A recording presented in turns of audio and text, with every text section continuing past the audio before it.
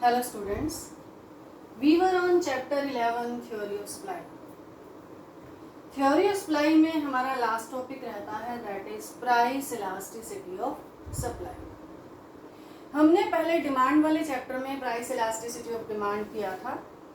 उसमें हमने percentage method discuss किया था और कर्व्स किए थे. इसके अलावा factors affecting elasticity of demand किया था. सिमिलरली हम इसी में करने जा रहे हैं कि प्राइस इलास्टिसिटी ऑफ सप्लाई होती क्या है और इसके मेथड्स क्या होते हैं और जो इलास्टिसिटी ऑफ सप्लाई कर्व्स की जो है वो शेप क्या होती है और factors affecting elasticity of supply क्या होती है.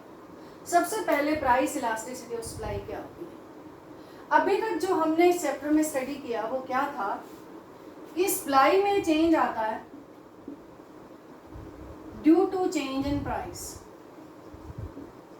Supply changes due to change in price. अगर प्राइस राइज होती है तो सप्लाई राइज होती है. प्राइस अगर फॉल होती है तो सप्लाई भी फॉल होती है. इट मींस हमें सप्लाई के डायरेक्शन के बारे में पता लग रहा है कि सप्लाई राइज हो रही है या फॉल हो रही है due to change in price. लेकिन अगर हम सप्लाई की एक्सटेंट का जो सप्लाई में चेंज हो रहा है वो कितना चेंज हो रहा है उस एक्सटेंट को अगर हम मेजर करना चाहते हैं तो हमें प्राइस इलास्टिसिटी ऑफ सप्लाई के मेथड्स को स्टडी करना पड़ेगा. मींस प्राइस अगर राइज होती है तो सप्लाई में राइज हुआ कितना राइज हुआ. प्राइस अगर फॉल होती है तो सप्लाई में फॉल हुआ तो कितना फॉल हुआ. इसके अलावा बहुत सारे और फैक्टर्स भी होते हैं जो कि सप्लाई की इलास्टिसिटी को अफेक्ट करते हैं. लास्ट में हम उनको डिस्कस करेंगे. पहले हम प्राइस इलास्टिसिटी ऑफ सप्लाई को मेजर करने के मेथड डिस्कस करते हैं. अब प्राइस इलास्टिसिटी ऑफ सप्लाई क्या चीज़ है. It is simply the ratio between percentage change in quantity supplied and percentage change in price. Price में होने वाले परसेंटेज चेंज के कारण सप्लाई में कितना परसेंट चेंज आता है इसी का रेशो ही कहलाता है प्राइस इलास्टिसिटी ऑफ सप्लाई. हम जो सप्लाई में होने वाला चेंज देख रहे हैं वो सिर्फ प्राइस के कारण से देख रहे हैं. हमारे सिलेबस में सिर्फ और सिर्फ प्राइस इलास्टिसिटी ऑफ सप्लाई ही है और इसी में जो मेथड है दैट इज परसेंटेज मेथड या प्रोपोर्शनेट मेथड. ये मेथड हमने प्राइस इलास्टिसिटी ऑफ डिमांड में भी किया है.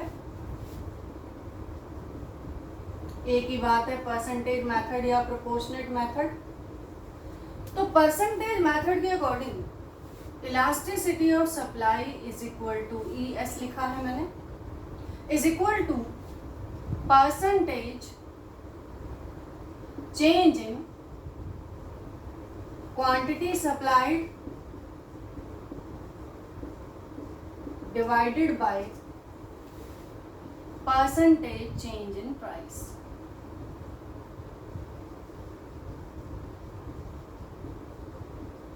Like this.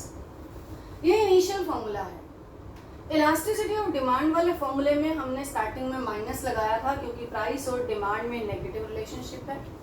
इसके आगे हम माइनस नहीं लगाएंगे क्योंकि प्राइस और सप्लाई में पॉजिटिव रिलेशनशिप है.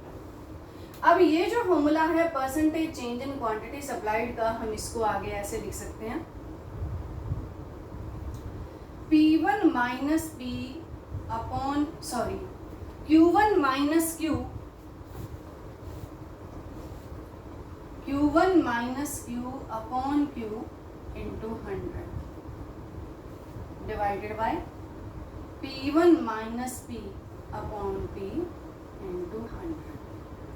Q1 माइनस Q1 है नई क्वांटिटी सप्लाइड. Q है initial quantity divided by initial quantity. क्योंकि हम परसेंटेज चेंज जानना चाह रहे हैं तो into 100 divided by percentage change in price भी सिमिलर वे में P1 minus P upon P into 100. अब ये वाली जो चीज़ है इसको हम ऐसे भी लिख सकते हैं delta Q upon Q divided by delta P upon P. क्योंकि 100 से 100 कैंसिल हो गया Q1 माइनस Q, नई क्वांटिटी में से पहले वाली क्वांटिटी माइनस करेंगे तो आएगा डेल्टा Q। डेल्टा का मतलब होता है चेंज, यानी कि क्वांटिटी सप्लाइड में होने वाला change, divided by Q। This divided by P1 minus P यानी कि डेल्टा P, प्राइस में होने वाला चेंज, डिवाइडेड बाय P। ये आने के बाद अब हम इसको ऐसे भी लिख सकते हैं, delta Q upon Q divided by delta P upon P, या फिर हम इसको ऐसे लिखें, delta Q upon Q multiplied by P upon delta Q। तो हमारे पास ये फॉर्मूला आया, इसको हम ऐसे भी लिख सकते हैं, ऊपर लिख रही हूँ, elasticity of supply is equal to P upon Q into delta Q upon delta P। तो वही का वही सेम फॉर्मूला आया है जो प्राइस इलास्टिसिटी ऑफ डिमांड में आया था। डिफरेंस यही है कि इसके आगे माइनस साइन नहीं है, क्योंकि प्राइस और क्वांटिटी सप्लाइड का पॉजिटिव रिलेशनशिप होता है। तो ये था परसेंटेज मेथड या प्रोपोर्शनेट मेथड। अगर प्रोपोर्शनेट मेथड आपको पेपर में क्वेश्चन आता है तो परसेंटेज की जगह सिर्फ आपने प्रोपोर्शनेट लिखना है और कुछ नहीं लिखना है, बाकी इसका प्रोसीजर जो है वो सेम है। जनरली इसके न्यूमेरिकल्स आते हैं। अब हम एक आध न्यूमेरिकल डिस्कस कर लेते हैं। फॉर्मूला हमारे पास ये आ गया। सपोज एक सेलर या प्रोड्यूसर 400 यूनिट्स की सप्लाई कर रहा है, प्राइस जो है 5 रुपीज पर यूनिट, प्राइस 5 है और क्वांटिटी सप्लाइड जो है वो 400 यूनिट्स है। अगर प्राइस इंक्रीज होके 10 हो जाती है, प्राइस राइज हो रही है, तो क्वांटिटी सप्लाइड जो है वो राइज होके 1000 यूनिट्स हो जाती है। Q1 जो है 1000 यूनिट हो जाती है, P1 यानी जो नई प्राइस है वो 10 हो जाती है। अब हमें price elasticity of supply find out करनी है। आपके पास सारी चीजें दी हुई हैं। Elasticity of supply is equal to P यानी कि इनिशियल प्राइस है 5, Q यानी कि इनिशियल क्वांटिटी है 400 मल्टीप्लाइड डेल्टा Q का मतलब Q1 माइनस Q होता है डेल्टा Q। 1000 माइनस 400 तो ये आया 600। आपको Q1 में से Q माइनस करना है, चाहे Q1 कम है चाहे Q1 ज़्यादा है। तो ये आया 600, डेल्टा Q आ रहा है 600 divided by delta P। Delta P का मतलब P1 माइनस P। P1 10 है, P 5 है, तो आएगा ये 5। अब हम फाइंड आउट कर लेते हैं इलास्टिसिटी ऑफ सप्लाई जो है वो क्या आती है, 6/4 आया। 6/4 अगर हम इसको डिवाइड करते हैं तो 4 1 जा 4, 1.5। क्लियर? तो इलास्टिसिटी ऑफ सप्लाई आ रही है हमारी 1.5। इसी तरीके से और न्यूमेरिकल्स भी आ सकते हैं जो मैंने आपको इलास्टिसिटी ऑफ डिमांड में कराए थे, कि सपोज सारी चीजें दी हुई हैं, ये P नहीं दिया हुआ, इलास्टिसिटी ऑफ सप्लाई आपको दी है, इनिशियल क्वांटिटी दी है, और चेंज इन P आप नहीं निकाल सकते जब तक कि P ना दिया हो। तो आप इसको ऐसे भी लिख सकते हैं, P1 minus P। P1 suppose 6 दी हुई है तो 6 माइनस P ऐसे लिख सकते हैं, और डेल्टा Q आपको दिया हुआ है। अगर आपको इन सब में से पांचों चीज़ों में से अगर एक चीज़ मिसिंग है तो आप दूसरी वही चीज़ फाइंड आउट कर सकते हैं। ऐसे केस में क्या होगा कि इलास्टिसिटी ऑफ सप्लाई जो है आपको गिवन होगी। आपको P फाइंड आउट करना आ सकता है, P1 फाइंड आउट करना आ सकता है, Q फाइंड आउट करना आ सकता है, Q stands for quantity supplied, और Q1 फाइंड आउट करना आ सकता है। तो इसी तरीके के न्यूमेरिकल 3 या 4 मार्क्स के एग्जाम में आते हैं। अब आगे हम करने जा रहे हैं शेप ऑफ सप्लाई कर्व या degrees of elasticity of supply. Shape of supply curve,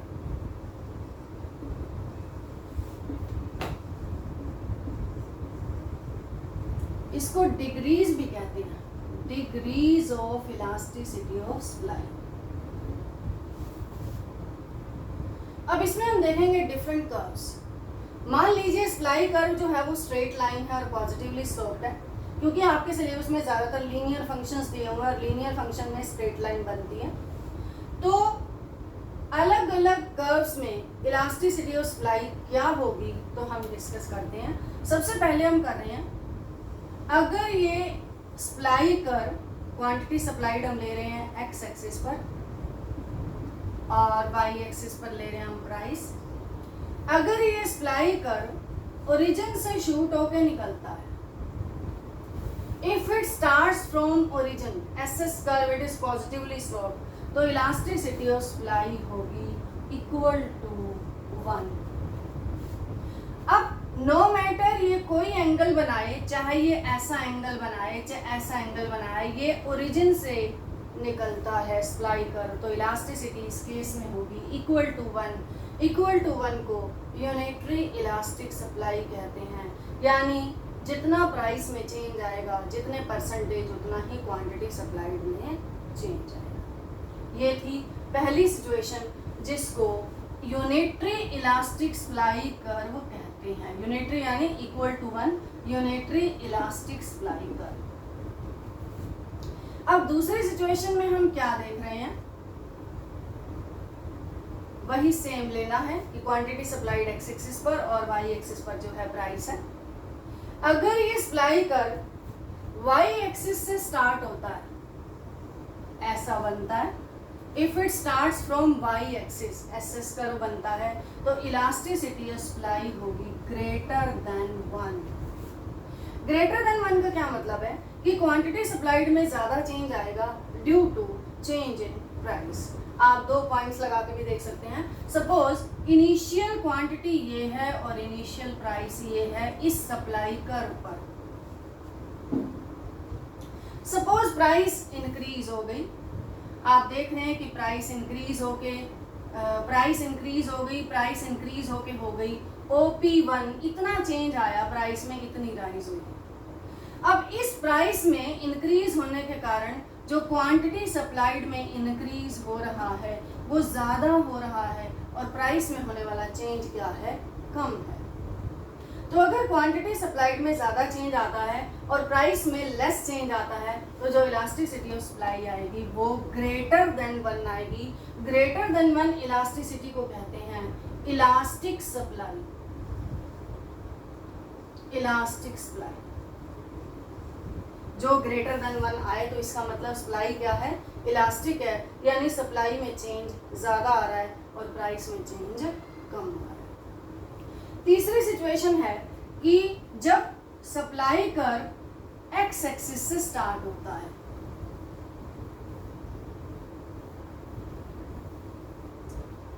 when supply curve starts from x axis, इसी तरीके से क्वांटिटी सप्लाइड हम देंगे एक्स एक्सिस पे और वाई एक्सिस पे हम देंगे प्राइस।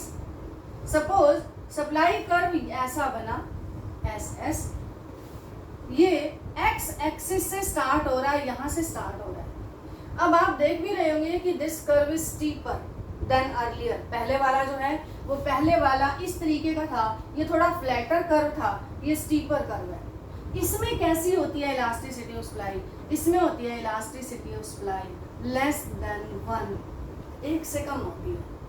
अगर हम 2 पॉइंट्स लगाकर इसमें देखें तो सपोज प्राइस ये है और क्वांटिटी ये है, क्वांटिटी सप्लाइड ये है। प्राइस राइज हो जाती है इतनी, P1 हो जाती है और क्वांटिटी सप्लाइड राइज हुई इतनी। अब क्वांटिटी सप्लाइड में चेंज कम है, प्राइस में होने वाला चेंज जो है वो ज़्यादा है।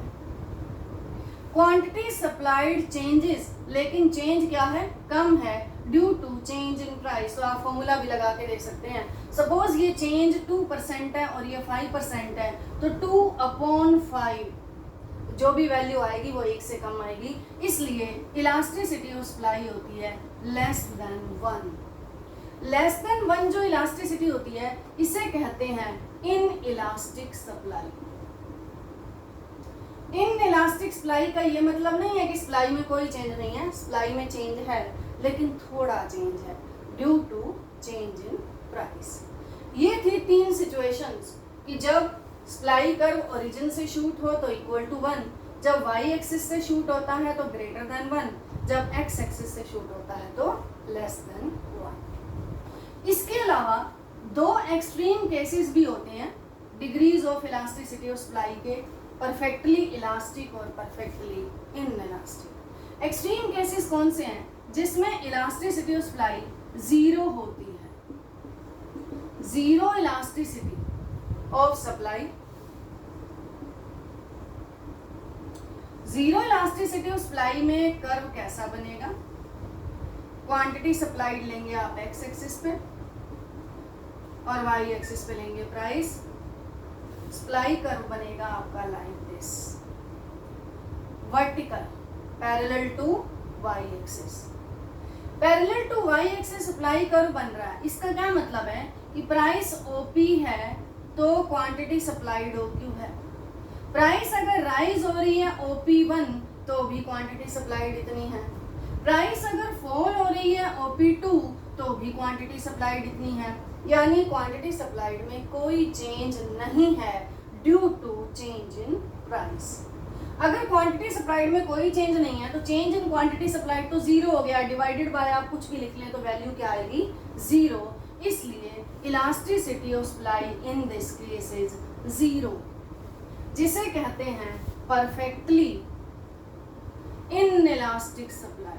Perfectly inelastic supply curve. अगर आपको परफेक्टली इनइलास्टिक सप्लाई कर्व बनाना आए तो ऐसे बनाएंगे पैरेलल टू वाई एक्सिस, या किस केस में जीरो इलास्टिसिटी होती है? परफेक्टली इनइलास्टिक सप्लाई कर्व में, when supply curve becomes parallel to Y axis. Last situation है infinite elasticity.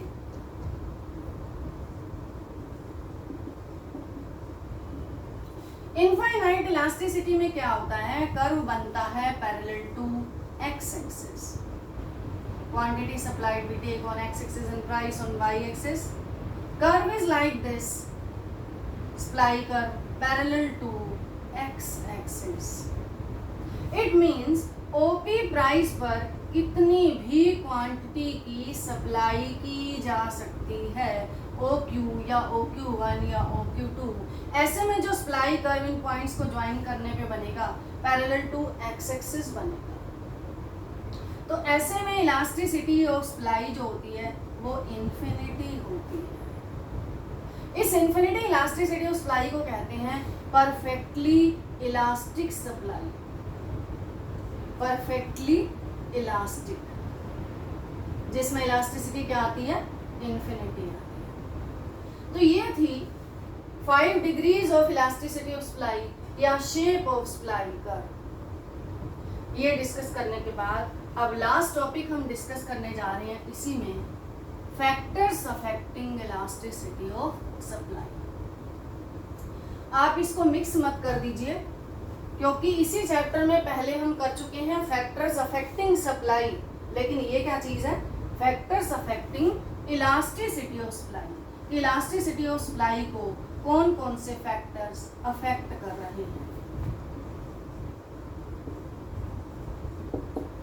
Elasticity of supply यानी एक फैक्टर में चेंज होने के कारण सप्लाई में कितना चेंज आया उसको हमने देखना है, क्योंकि इलास्टिसिटी क्या है? मेजरमेंट का, इसके मेजरमेंट का सप्लाई में होने वाले चेंज का। अगर आपको लगता है कि इस फैक्टर में चेंज होने से सप्लाई में ज़्यादा चेंज आएगा, अब चेंज तो दोनों डायरेक्शन में हो सकता है, सप्लाई राइज भी हो सकती है, सप्लाई फॉल भी हो सकती है।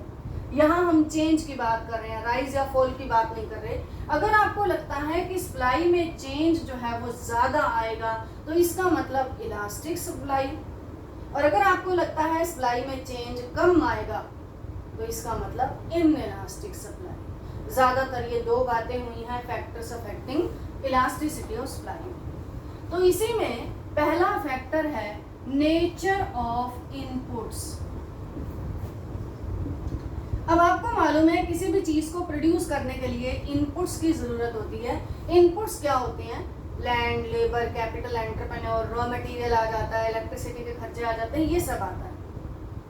अगर तो किसी कमोडिटी को प्रोड्यूस करने के लिए जो इनपुट्स चाहिए वो कॉमनली अवेलेबल हैं, आराम से मिल जाते हैं, कोई दिक्कत नहीं होती है। जैसे मान लो कोई कपड़ा है, उसको प्रोड्यूस करने के लिए जिस तरीके का लेबर चाहिए, मशीनें चाहिए, रॉ मटेरियल चाहिए, वो इजीली अवेलेबल है, नो प्रॉब्लम इज देयर। तो इलास्टिसिटी क्या होगी? ज़्यादा होगी, यानी प्रोड्यूसर जो है वो ज़्यादा चेंज कर सकता है प्रोडक्शन में, अपनी मर्जी से बढ़ा भी सकता है और मर्जी से कम भी कर सकता है, क्योंकि उसे मालूम है फैक्टर्स ऑफ प्रोडक्शन यानी इनपुट्स जो है वो आसानी से मिल जाते हैं, कॉमनली अवेलेबल हैं, कोई दिक्कत नहीं होती है। तो सप्लाई इस केस में क्या होगी? मोर इलास्टिक, या आप कह सकते हैं कि सप्लाई विल बी इलास्टिक। लेकिन अगर इनपुट्स ऐसे हैं कि आसानी से नहीं मिलते हैं, कॉमनली अवेलेबल नहीं है, जो लेबर है वो जल्दी से नहीं मिलता है, या रॉ मटेरियल के लिए भी बड़ी दिक्कत आती है, तो ऐसे में जो सप्लाई होगी वो होगी लेस इलास्टिक। अगर तो इनपुट्स इजीली मिल जाएं तो सप्लाई होगी मोर इलास्टिक। अगर इनपुट्स इजीली अवेलेबल नहीं होते हैं, प्रॉब्लम आती है, तो सप्लाई होगी लेस इलास्टिक, यानी प्रोड्यूसर ऐसे केस में सप्लाई में ज़्यादा चेंज नहीं चाहेगा। दूसरा फैक्टर है नेचुरल कंस्ट्रेंट्स, प्राकृतिक बाधाएं। कंस्ट्रेंट होती हैं बाधाएं, रुकावटें। अगर तो किसी चीज की प्रोडक्शन में नेचर का हाथ है, प्राकृतिक बाधाएं हैं, जैसे कि एग्रीकल्चरल गुड्स के प्रोडक्शन में नेचर का हाथ होता है कि रेनफॉल जो है टाइमली होता है, नहीं होता है, कम होता है, ज़्यादा होता है, तो ऐसी चीज़ों की सप्लाई होती है less elastic. Suppose teak wood है, अब टीक वुड का जो प्राइस है वो बढ़ती जा रही है। अब प्राइस बढ़ती जा रही है, होना तो ये चाहिए कि टीक वुड की सप्लाई बढ़नी चाहिए, लेकिन टीक वुड का प्रोडक्शन किन पर डिपेंड कर रहा है? नेचुरल फैक्टर्स पर डिपेंड कर रहा है, नेचुरल कंस्ट्रेंट्स हैं उसमें, इसलिए टीक वुड की प्राइस के राइज होने पर भी उसकी सप्लाई को राइज नहीं किया जा सकता। तो ऐसे केस में क्या होगा? टीक वुड की सप्लाई कैसी होगी? लेस इलास्टिक होगी। तो जिन गुड्स के प्रोडक्शन में नेचुरल कंस्ट्रेंट्स होती हैं उन गुड्स की सप्लाई होती है लेस इलास्टिक, और जिन गुड्स के प्रोडक्शन में नेचुरल कंस्ट्रेंट्स का कोई रोल नहीं होता उन गुड्स की सप्लाई होती है मोर इलास्टिक। तीसरा फैक्टर है इसी में ही रिस्क टेकिंग। रिस्क टेकिंग, आपको मालूम है कि प्रोडक्शन के लिए 4 फैक्टर्स होते हैं, land, labour, capital and entrepreneur. Entrepreneur कौन होता है? एंटरप्रेन्योर इज द पर्सन और group of persons who take risk, who manage, control production activities, जो प्रोडक्शन का रिस्क लेते हैं, कंट्रोल करते हैं, मैनेज करते हैं। तो जो एंटरप्रेन्योर है ये एक पर्सन भी हो सकता है, ग्रुप ऑफ पर्सन भी हो सकते हैं, हो सकता है प्रोड्यूसर खुद एंटरप्रेन्योर हो। अब अगर एंटरप्रेन्योर की एबिलिटी रिस्क लेने की ज़्यादा है, रिस्क टेकिंग एबिलिटी उसकी ज़्यादा है, तो सप्लाई होगी इलास्टिक। मतलब वो प्रोड्यूस कर लेता, वो सोचता है देखी जाएगी, प्रोडक्शन कर लेते हैं। लेकिन जो एंटरप्रेन्योर डरता है रिस्क लेने से कि नहीं ज़्यादा प्रोड्यूस नहीं करते, पता नहीं माल बिकेगा या नहीं बिकेगा, यानी वो प्रोडक्शन में ज़्यादा चेंज नहीं चाहता है, सप्लाई में ज़्यादा चेंज नहीं करना चाहता है, उसकी रिस्क टेकिंग एबिलिटी कम है, तो सप्लाई होगी लेस इलास्टिक। अगर रिस्क टेकिंग एबिलिटी एंटरप्रेन्योर की ज़्यादा है तो supply will be more elastic, अगर उसकी रिस्क टेकिंग एबिलिटी कम है तो supply will be less elastic. Next factor है nature of commodity. Nature of commodity, कुछ चीज़ें ऐसी होती हैं जो ड्यूरेबल होती हैं, जिनको हम लंबे टाइम तक स्टोर करके रख सकते हैं, लेकिन कुछ चीज़ें ऐसी होती हैं जो पेरिशेबल होती हैं, जल्दी ख़राब हो जाती हैं। जैसे कि मिल्क है, वेजिटेबल्स हैं, फ्रूट्स हैं, फूड आइटम्स कुछ और भी हैं, स्वीट्स हैं। तो अगर ऐसी चीज़ें हैं, पेरिशेबल हैं, तो इनकी सप्लाई होगी लेस इलास्टिक, क्योंकि सेलर जो है इनमें ज़्यादा चेंज नहीं चाहेगा इनकी इलास्टिसिटी में। प्राइस चाहे कुछ भी है, प्राइस चाहे बढ़ रही है चाहे कम हो रही है, वो इसकी सप्लाई में ज़्यादा चेंज नहीं चाहेगा। वो ये सोचेगा कि अगर इनको स्टोर करके रखा तो ये वैसे ही ख़राब हो जानी है, तो इसलिए सप्लाई जो है उसमें ज़्यादा चेंज नहीं होगा। तो नेचर ऑफ कमोडिटी अगर तो पेरिशेबल है तो उसकी सप्लाई होगी लेस इलास्टिक, और अगर ये ड्यूरेबल टाइप की है तो इसकी सप्लाई होगी मोर इलास्टिक। नेक्स्ट फैक्टर है कॉस्ट ऑफ प्रोडक्शन। प्रोडक्शन के क्या खर्चे आ रहे हैं, कॉस्ट ऑफ प्रोडक्शन। प्रोडक्शन के खर्चे को कहते हैं कॉस्ट, और जिस कीमत पर हमें मार्केट से मिलता है उसे कहते हैं प्राइस। जनरली आप कॉस्ट और प्राइस को एक लेते हो, लेकिन ये अलग अलग चीजें हैं। गुड्स को प्रोड्यूस करने के जो खर्चे आते हैं उन्हें कॉस्ट कहते हैं। अब ये कॉस्ट ऑफ प्रोडक्शन अगर तो प्रोड्यूसर के लिए बढ़ती जा रही है, सपोज ये मार्कर है, इस मार्कर को प्रोड्यूस करने की कॉस्ट जो है वो प्रोड्यूसर के लिए इंक्रीज हो जाती है, तो इंक्रीजिंग कॉस्ट का पैटर्न चल रहा है, तो ऐसे में प्रोड्यूसर ज़्यादा चेंज नहीं करेगा सप्लाई में, तो सप्लाई होगी less elastic. In that case supply will be less elastic, क्योंकि प्रोडक्शन की कॉस्ट जो है उसके खर्चे जो हैं वो बढ़ते जा रहे हैं, तो प्रोड्यूसर उसमें ज़्यादा चेंज करना नहीं चाहेगा। नेक्स्ट है टाइम फैक्टर। टाइम एक होता है शॉर्ट पीरियड और एक होता है लॉन्ग पीरियड। शॉर्ट पीरियड तो वो पीरियड है जिसमें एक प्रोड्यूसर जितना चाहे प्रोडक्शन में चेंज कर सकता है, वो नई मशीनें, सॉरी शॉर्ट पीरियड वो पीरियड है कि जिसमें प्रोड्यूसर प्रोडक्शन में चेंज नहीं कर सकता ज़्यादा, वो ना तो नई मशीनें लगा सकता है ना प्लांट लगा सकता है, तो शॉर्ट पीरियड में इलास्टिसिटी होगी कम, यानी सप्लाई होगी लेस इलास्टिक। लेकिन जितना लॉन्ग पीरियड होगा, a producer can change fixed factors as well as variable factors। नई मशीनें लगा सकता है, नई फैक्ट्री लगा सकता है, रॉ मटेरियल और ज़्यादा कर सकता है लॉन्ग पीरियड। अब कोई पर्टिकुलर ये नहीं होता कि लॉन्ग पीरियड 6 मंथ्स का है या शॉर्ट पीरियड 15 डेज का है। शॉर्ट पीरियड वो पीरियड है जिसमें प्रोड्यूसर फैक्टर्स ऑफ प्रोडक्शन में चेंज ना कर पाए फिक्स फैक्टर्स में, और लॉन्ग पीरियड वो होता है जिसमें सारे के सारे फैक्टर्स जो हैं वो वेरिएबल हो जाते हैं। तो शॉर्ट पीरियड में इलास्टिसिटी होगी लेस, यानी supply will be less elastic, और लॉन्ग पीरियड में क्या होगा, supply will be more elastic. Last में है टेक्निक ऑफ प्रोडक्शन।